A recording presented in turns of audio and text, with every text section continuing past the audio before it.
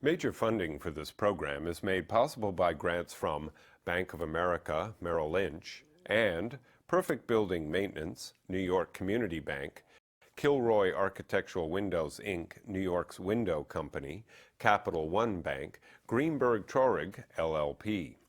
Additional funding for this program is made possible by grants from AVR Realty Company, LLC, Briarwood Organization, Beechwood Organization, C.B. Richard Ellis, Cushman and Wakefield, Dime Savings Bank of Williamsburg, Hal Fettner, Durst Fettner Residential, First American Title Insurance Company of New York, F.J. Siami Construction, Friedman LLP, Gemini Real Estate Advisors LLC, Investors Savings Bank, Jack Jaffa and Associates Real Estate Consultants, James D. Kuhn Real Estate Institute at Syracuse University, Madison Realty Capital, Massey Knackle Realty Services, M&T Bank, Marcus and Millichap Real Estate Investment Services, Meridian Capital Group, The Moynihan Group, Margolin Weiner and Evans LLP, Newmark Knight Frank, Orphanides and Associates, SJP Properties, Sterling and Sterling Inc., Stonehenge Partners, Urban American, The Wickoff Group.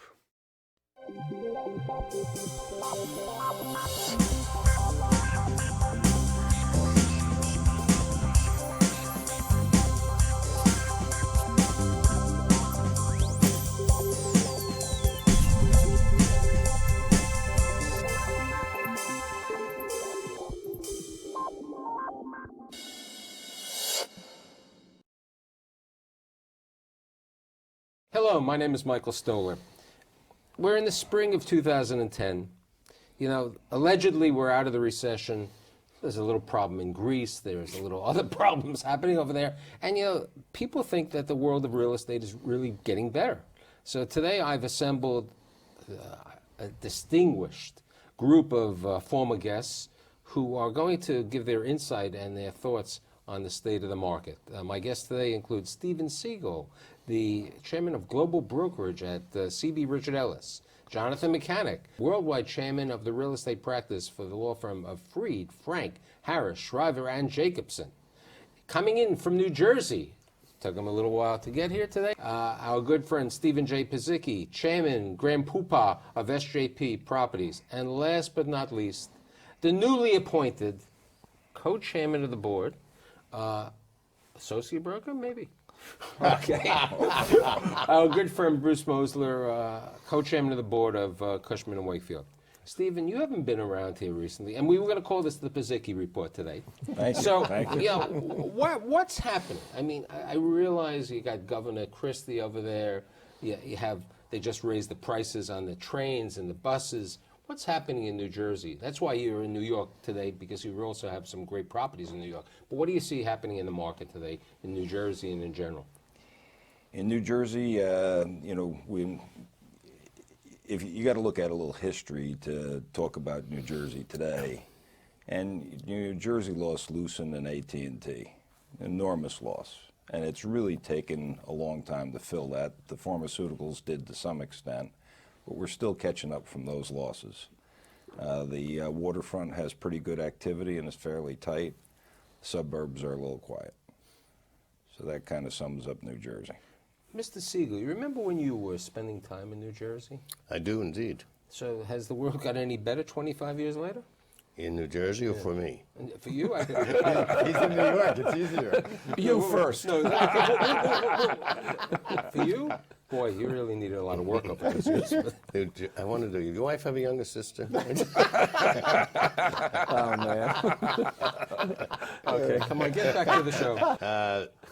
It's interesting. The world in New Jersey, if you took it from 25 years ago to now, of course it got better. The density of office tenants, the expansion internally, just the growth overall. But Steve is absolutely right. The loss of Lucent and AT&T were tremendous blows. And they were expanding constantly. You could always count on them every year for some type of growth and expansion. And that's a blow to the state. So it's, as he said, outside of the waterfront, it's been kind of flat for a number of years. So that's the end of New Jersey today. Now we're going to talk about New York City, because there's nothing more to talk about in New Jersey, right, Steve? So let's talk about what's happening in New York. You know, we've seen great activity for probably now a full year. You know, clearly prior to that it was, you know, in the bunkers, nervous to do anything. But we are seeing, you know, large blocks of space dwindle, particularly view space. And we think that will continue. You know, we'd like to see more absorption, tenant activity, but we do see it picking up. So has the office market reached the bottom? I believe it has. Midtown, certainly. The leasing velocity is tremendous. Rents have not felt the impact yet, but they will very shortly. There's no question that with Midtown vacancy now roughly at about 13.8, that we've hit the bottom, we're at the trough. There's also no question that in the last couple of months, and I think Steve is right, it's really since November of last year we've seen a business pickup. But what's driving activity at the moment is that 45% adjustment in net rents. We've had 2 million feet leased in the last couple of months. That's back to the peak of 2007 and to some extent beyond. But you have to get underneath that and ask why. The reason why is the profound rent adjustment. There's a lot of folks with 2- and 3-year lease expirations that are in the market right now trying to take advantage of this moment in time. And for landlords that have strength, that have little debt, they're able to meet the current market. They're taking advantage of that and picking out the best tenant credits. This is a very good time in terms of demand, but it's demand based on rent adjustment, not based on employment and net absorption. That's what we have to look for this to be sustainable. Although we're beginning to see some growth. Some hiring 32,000 again. jobs added, right? Yep. D. Shaw was full expansion. Morgan Stanley We are. is We are. That's a hiring good again. sign. But that's what's needed for sustainability, I Steve. agree. And the very good news is that we sort of, again, hit the trough of Manhattan in terms of employment loss at about 170,000, which was almost half of what they thought it might be. It could have been 300. It's 170, and we've added back 32,000 jobs. That's a very good sign. If we can maintain job growth through the rest of this year, I think we're going to be in Can good we shape. ask the counselor over here, Yes, who sir. occupies a lot of space in Lower Manhattan, what's Yes, he does. happening in Lower Manhattan? Well, I think that, I mean, there is activity, not as much activity as there is Midtown, but Steve and I just worked, the deal just went public yesterday with Kenyon and Kenyon leasing 200,000 square feet at 1 Broadway. They basically occupy the whole of the building. I think that, you know, there's questions about the Trade Center, when the Trade Center's buildings are coming online. What does that mean for Lower But I Manhattan? think here's a big thing. Without asking you what the final rent was, because that's not I'm not here to write that type of. Isn't there a major difference, cost differential, for somebody to go down to Lower Manhattan as opposed to going into some class good space in Midtown Manhattan? One time there was a significant gap between A space and A space downtown and That's Midtown. right. That gap is narrow because of, as Bruce already said, the precipitous drop, if you will, in rents or net effective rents with the work letters being offered and the free rent. So for a Class A building called the Seven World Trade, 32 Old Slip, etc., the gaps are narrow at the World Financial Center, but they will be significant again. Steve is right. Long term, we will see the rent gap widen again. Downtown has always relied on a very healthy Midtown, and Midtown rents being pushed up. Historically, there's been at least a $20 gap between the two, and that's what's driven downtown success. That's going to happen. But let's also remember, this was a Midtown recession. The businesses that were affected in this downturn over the last 24 the rest of the months- world wasn't. No, just in terms of the rent, where this most impacted rent adjustment, it was more profoundly felt Midtown, given the tenant makeup. I also think that the run-up had been much more dramatic. No question. Midtown. So when you were at the peaks Midtown, when it That's fell right. off, it was more like falling off. But I don't think downtown had And risen to I those think levels. Bruce At is one right. quarter, we had a 32% increase in average rents in Steve? Midtown. That's right. And the amount of sublet space that came on in Midtown was pretty dramatic relative to correct. downtown. But some of the landlords, it was almost like a run on the bank. They dropped their rent so quickly when I believe they really didn't have to. They could sustain. They dropped it because they were competing against sublet space, that they sustained it for a longer period of time, or a somewhat longer period of time. As rents moved back up, they would have made up for locking in long-term at much lower rents. You're right, Steve. The flip side is for a number of these landlords, particularly the REITs, that have gotten healthy very quickly. When the minute that the equities markets opened up, which is now about 9 months ago, 6 months ago, they've been able to raise significant funds, add to their war chest, lower their debt, But and isn't compete. it true that the families, the well-established people like the owner, good Yeah. operator like Stephen, and Oh, the yeah. REITs, they're the guys who've been leasing space because people know that they're strong and they feel much more comfortable as opposed to the over-leveraged, guys in the market who are in special services now. or There are something three like that. buckets. But I think Sorry. I think that it depends. It requires more structuring and more creativity on the part of the parties to the transaction and the lawyers in a circumstance where you have somebody who's got 1-800 Free issues. Frank, is that? No, I just think if you're in a low leverage building and you've got Vornado or Boston Properties or Brookfield as your landlord, there's just less of an issue in terms of thinking about what those concerns are. If you're in a building where there's a question about where the TI dollars are coming from, where the leasing commissions are coming from, Yeah, which is then still you a need- significant part of the Right, market. right? at And the end then of the day. then you need to structure around that in order to make sure that those Can I things ask are a addressed. question with regard to financing? Because I know Steve, because I ran into your banker at PNC, they recently said they did some financing with you, and you've been out on the market, and anyone and I know you do a lot of financing deals.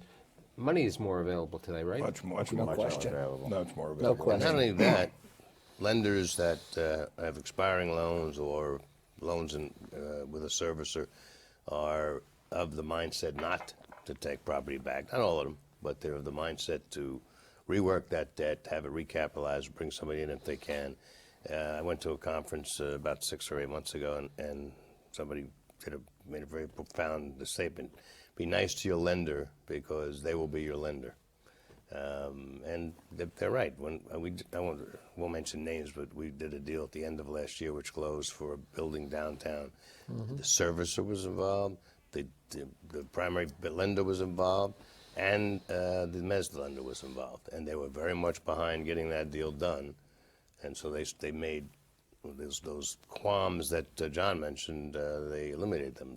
Getting paid, but the Mike- work being delivered, et cetera. Three things have happened, I think, on the lending side, and some more recently than others. But the first is that, like the equities markets, the lenders have come back into play, and whether it's foreign institutions or whether it's the major money centers or other forms of financing, there is clearly more money available. There's even money available at higher loan to values than we originally thought. If somebody asked a year ago what we thought the LTVs would be on some of these projects, the loan to values, most of us would have sat back and said we would have been very happy with 60 to 65% LTVs. The truth is that with well-leased, decent credit properties, we're already pushing past that.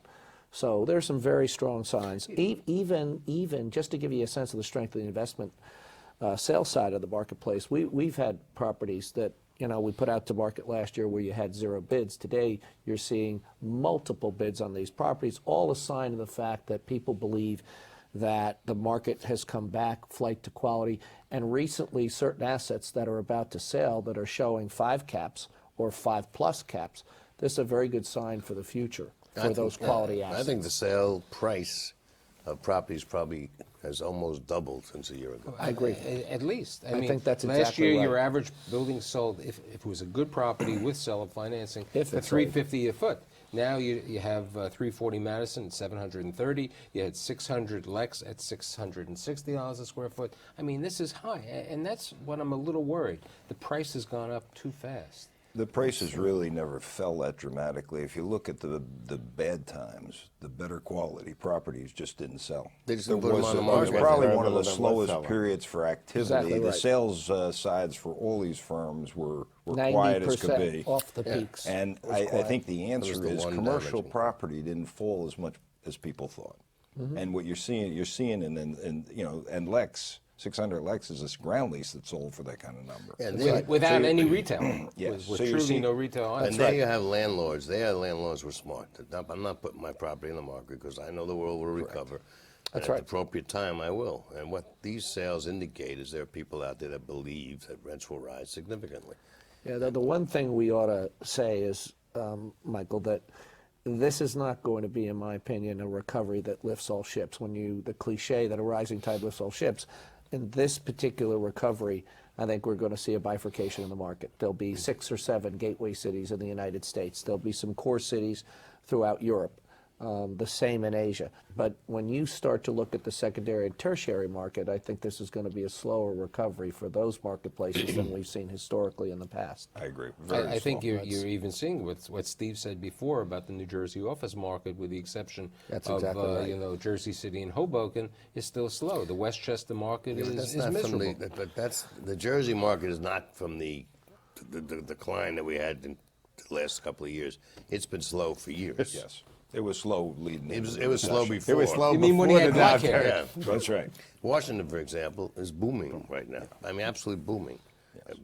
Speculative buildings are leasing up. There's 2 tenants, 3 tenants sometimes competing for space. Well, and it was Boston's the same right now. the first first market to see a real investment sales trade when DECA acquired a particular asset at a 6 cap rate. So it's Washington is probably, along with New York in the U.S., the most desirable investment markets from a foreign investment perspective. So what do you see? What do you see going forward in the next 6 months? Do we, and let's talk about other asset classes.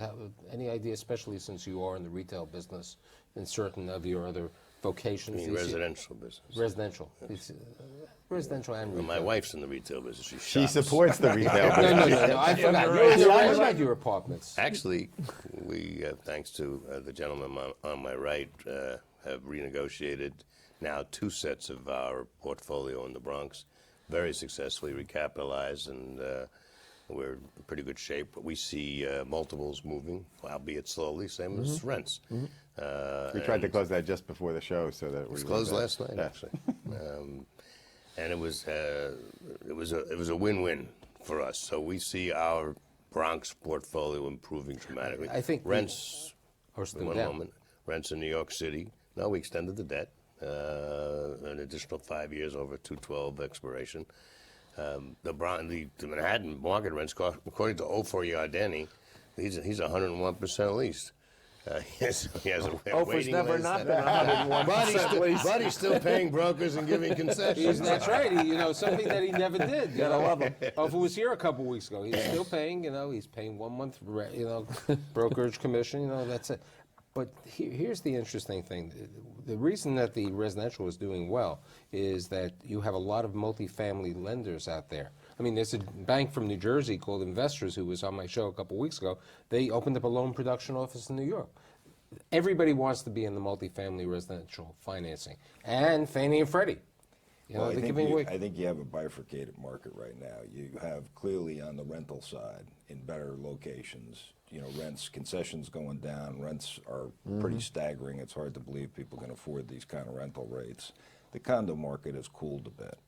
I think the buyers, even though you're seeing jumbo mortgages come back for those buyers and the mortgage market softening up on the residential side, people are a little cautious on the buy side on condos. I think what's happened there Again, too it's locationally is- driven, right? Yes. If Yes. Central Park West, if you're seeing the demand is still very strong, even resales, and that we're hitting peak But the Upper pricing. East Side and Lower Manhattan, Lower on the condo Manhattan, side, but and downtown to Steve's Brooklyn point, is, it's a bifurcated market. Yes. Yeah, but I think Tribeca's coming back. I I spoke agree. to Dolly Herman, I spoke to Pam Liebman, and they both said that their level of activity is the same. Pricing hasn't begun to move yet, but now all of a sudden, the same as it Not was 2 years inconsistent with ago. what we're seeing on the commercial side, Yeah. excepting ours is more of a broader. Yeah, so people at this aren't point jumping recovery. on stuff, and they're not closing as quickly as they used to, and they all think that maybe now's the time to take advantage. It's bottomed out, and they have a tremendous amount of people in the market. So I think you'll start to see it pick up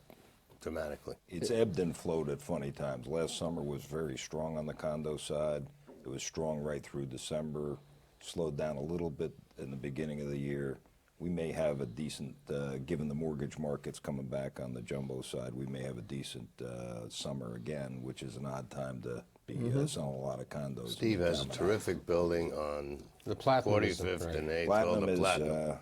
loans are all paid off. We're down to a couple of units, and it was a very good project. Even bringing it through that tough time, it just shows there is a pretty strong demand for the condo market in that Midtown market. And the What's Times Square happening market. in the Jersey City Hoboken market, which many people consider the sixth borough to the city of New York? Commercially, we really haven't seen the amount of sublet space come on. When corporate America looked at their portfolios, they said, look, let's sublet, which we can get some big dollars off, back for. So that we didn't see big blocks of space come on the Jersey side of the waterfront. So you're sitting there with kind of an interesting market. You haven't had a lot of activity, but the amount of space and availabilities are pretty thin. I think I'd like to take your role for a second, Michael. I'd like to ask a question. I don't get to be with these fine gentlemen where you can get a word in. I'd love you to take the role, but I don't know if I consider them gentlemen. Well, they're gentlemen, they're brilliant, and so I think there is a concern in Midtown, and maybe we're not going to see it in the next 6 months, but clearly we could see it in the next 12 months. And that is, it's a great city. We want to attract global corporations. We're not going to see a lot of development of these great buildings that these companies need. The LEED certified buildings, the buildings that are efficient, the buildings that, the technology in the office buildings have evolved dramatically in the last 10 to 12 years. Destination dispatch elevators, floor to ceiling glass, concrete cores, platinum, and gold certified buildings. Air filtration is going to be an incredibly important thing for the corporate office user, and the young people understand this. So I think we're at a point where if you look at the decision matrix prepared by the biggest brokerage firms in Midtown right now, they're totally focused on price. They don't look at new versus old. They don't look at the type of improvements and amenities that are out there today and being incorporated in some of the new buildings. With the rental rates and the financing markets, because we still see, although the financing markets are back, we still see tight underwriting, which we probably needed for the past 3 or 4 years. Agreed. So coupled with that, I think you're seeing a lot of corporations, and Bruce said it, rents have come down for good product and, A, B, and C. Clearly C isn't going to come back as quick. B and A, we're starting to see the activity pick up. But with the average age of Midtown buildings, the average age being 60 to 70 years old, and corporations now looking at these decision matrix that are prepared by the brokerage companies and clearly instructed by corporate America, which has constraints on spending, which are I think there's some short-sightedness happening. I think these leases in Midtown are generally 15 to 20 years. Some can be longer. So you're making a decision for a firm that's influenced by this gap of let's get the cheapest deal we can. When it should be, let's take advantage of these rents, reposition the firm, put the firm in a position where they can attract great talent, where that talent can feel the benefits of all these improvements in technology that are occurring. And the sad part is we're not going to see a lot of new buildings built. So I think this is a time where the brokerage community should encourage the corporate community to not be short-sighted. Can I jump in for a second? Sure, absolutely. Because I think what you've articulated is very, very well an accurate overview of the Midtown stock. From the advisory perspective, when Steve or myself are hired to advise a firm, I think you'd be surprised at how high up when it comes to environmental issues and being LEED or gold or platinum certified. That's very high up on the list. It happens to be expensive to do it, but it also can be done in an existing or an older stock building. We did it in not an older stock building, but we did it in our headquarters at 1290. We're gold certified, and it is an economic issue. You're absolutely right. But people are cognizant of the fact that to attract talent, future talent, to sustain your firm's success, you got to be thinking about the future in terms of creating a more collaborative, interactive environment.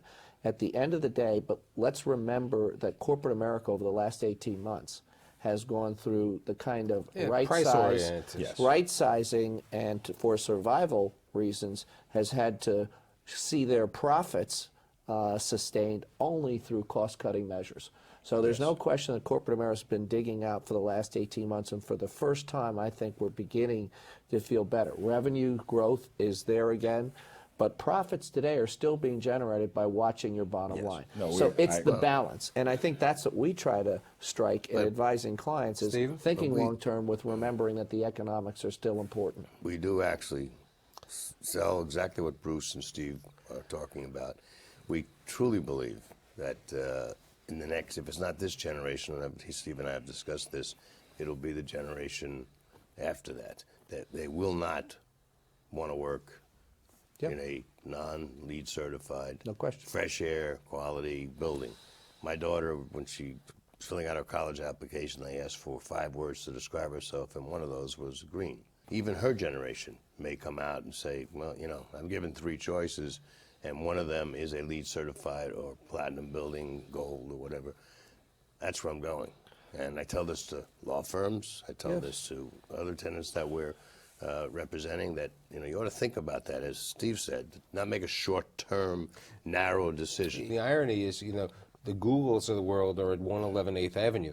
That's not a green certified building. You know, a lot of people are at Chelsea Market. They're not green certified Their building. space may be LEED certified. You can certify your space. You can make your space And remember, green. as I just said, we got a gold certified space by virtue of how we designed and the architecture of our You space. got the grass outside, I So remember. that's right. It's very important for us to. Bamboo. And Michael, I would say, because we just signed our lease in D.C. within the last 6 months, and that was one of the factors that we, considered in deciding where we're going to go. It's very important We to them. looked So at it's up a number on of the. different It's high up on buildings. the list of most. Yeah, tenants. and ultimately, the pricing, because of what the timing was in the market, coupled with the kind of building that we moved into, which was the Dreyfus building on K Street, and it was platinum certified, and people were very excited about it. And so we weighed those things and ultimately decided that balance, which is exactly what Steve said people should be doing today, made sense for us to do. There are and a I think few we came to the right firms. decision. There are a few firms, though, that are long-term focused right now, with the pressures like Bruce talked I think about. what you're to saying, bring profits there to the are bottom very line. few firms. There are very few firms. I mean, But I think John's they're gonna firm would increase. be in that position. It's Some of going the to law increase. firms that know that at the tough time, attracting talent, retaining I think talent, you're right about that. being on mass transit hubs, being in green buildings, it's very difficult to focus on that now. My concern is that if you look at the spreadsheet analysis that's prepared by all the major brokerage firms, I wish we had more time. Show but- should be much longer. But I have to say goodbye, and I'd like to thank Steve Siegel, Jonathan Mechanic, Steve Pizicki, and Bruce Mosler. See you next week.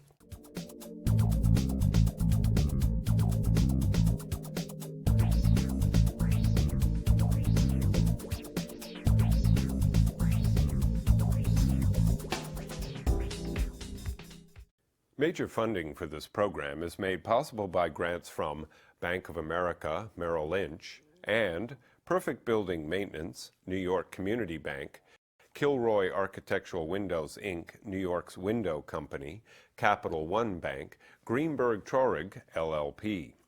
Additional funding for this program is made possible by grants from AVR Realty Company, LLC, Briarwood Organization, Beechwood Organization, C.B. Richard Ellis, Cushman and Wakefield, Dime Savings Bank of Williamsburg, Hal Fettner, Durst Fettner Residential, First American Title Insurance Company of New York, F.J. Siami Construction, Friedman LLP, Gemini Real Estate Advisors LLC, Investors Savings Bank, Jack Jaffa and Associates Real Estate Consultants, James D. Kuhn Real Estate Institute at Syracuse University, Madison Realty Capital, Massey Knackle Realty Services, M&T Bank, Marcus and Millichap Real Estate Investment Services, Meridian Capital Group, the Moynihan Group, Margolin Weiner and Evans, LLP, Newmark Knight Frank, Orphanides and Associates, SJP Properties, Sterling and Sterling Inc., Stonehenge Partners, Urban American, the Wickoff Group.